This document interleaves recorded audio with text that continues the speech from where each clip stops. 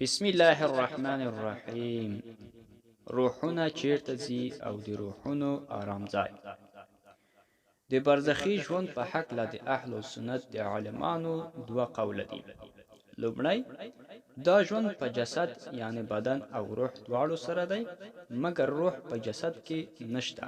په دې دلیل کې دا آیات دی: الله يتوفى الأنفس حين موتها والتي لم تمت في منامها فيمسك التي قضى عليها الموت ويرسل الأخرى إلى أجل مسمى إن في ذلك لآيات لقوم يتفكرون.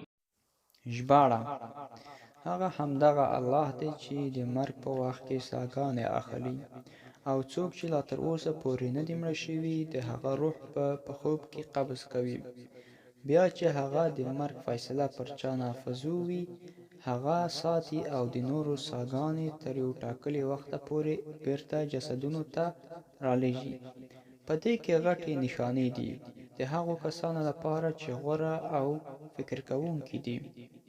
دارنګه هغه حدیث د بخاري چې پر دوه کسانو باندې په قبرونو کې عذاب و، رسول صلی الله علیه وسلم وویل: یعذبان فی قبورهما، یعنی پر دوی په قبرونو کې عذاب دی، او عذاب په داسې څیز کې نه دی چې د هغې نه ځان بچ کول ګران دي. همدارنګه بل حدیث راغلی دی چې سوارلي د رسول صلی الله علیه وسلم ودرېدله. رسول صلی الله علیه وسلم وویل: دا د دې له امله چې پر یهودیانو د دوی په قبرونو کې عذاب دی، او په قبرونو کې بدن وي، روح نه وي.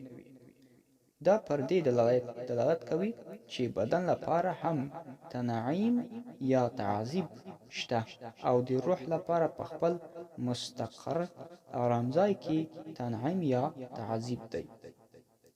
دویم قول دا دی چې برزخي ژوند یوازې د روح لپاره دی، مګر روح لپاره یو مثالي جسد ورکړل شوی دی چې د هغې په واسطه سره تنعیم یا تعذیب ورکېدلی شي. او د دې قول لپاره دلیل صحیح حدیث دی چې امام مسلم رحمه الله ذکر کړی دی چې د شهیدانو روحونه په جوجورو د شنو مرغیو کې دی او سیل کوي. په جنت کې چې کوم ځای یې خوښ وي او آرام لپاره هغه پنجرو ته راځي چې د عرش نه لاندې ځړېدلي دي. الله تعالی د دوی طرف ته یو ځل ښکاره شو چې تاسې څه غواړئ؟ دوی وویل: ای ربه، موږ نور څه وغواړو؟ تا موږ ته هر څه راکړي دي. بیا دویم ځل الله جله دوی ته وویل: هر کله چې دوی پوه شول، ویل: الله تعالی، غواړو چې موږ دنیا ته واپس کړې. بل روایت کې دی چې موږ روحونه زموږ پخوانیو جسدونو بدنونو ته واپس کړه چې قتال وکړو ستا په لاره کې. بیا شهیدان شو ځکه ډیر ثوابونه د شهادت یې ولیدل. الله تعالی ورته وویل: ما پریکړه کړې ده چې دوی روحونه دنیا ته بیرته نشي تللی. دا حدیث دلالت کوي چې د دوی ژوند برزخي او روحاني دی، او د دوی بدنونه په نورو بدنونو سره بدل کړای شوي دي، یا یې د دوی روحونه په نورو جسدونو کې اچولي دي.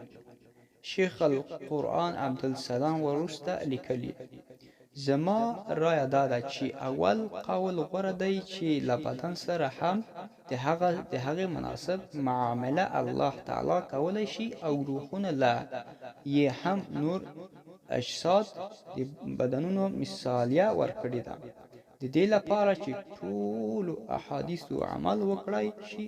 والله اعلم. د روحونو آرام ځای. په برزخ کې روح جدا دی له بدن نه. په دې اړه د مفسرینو ډیر اقوال دي. لومړی دا چې روحونه د مؤمنانو په جنت کې دي او روحونه د کافرانو په اور کې دي. دویم قول دا دی چې روحونه د مؤمنانو په دروازه د جنت کې دي، د جنت راحت او نعمتونه ورته رسیږي. دریم دا دی چې د قبرونو په خوا کې دي او د کعب رضی الله عنه نه نقل دی چې روحونه د مؤمنانو په علیعین کې دي په اوم اسمان کې، او روحونه د کافرانو په سجین کې دي یعنی په اومه ځکه کې. ابن حزم رحم الله ویلی دی مستقر یعنی آرام ځای د روحونو هغه دی چې د پیدایښت له بدن نه مخکې کوم ځای کې وو، او ابن عبدالبر ویلی چې روحونه د شهیدانو په جنت کې دي او روحونه د عامو مؤمنانو د قبرونو په خوا کې دي.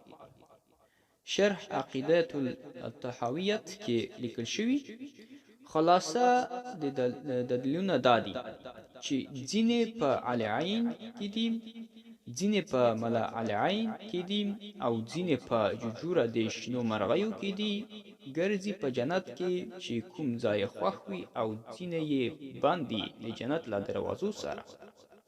له دې نه معلومه شوه چې مستقر د روح بدن نه دی.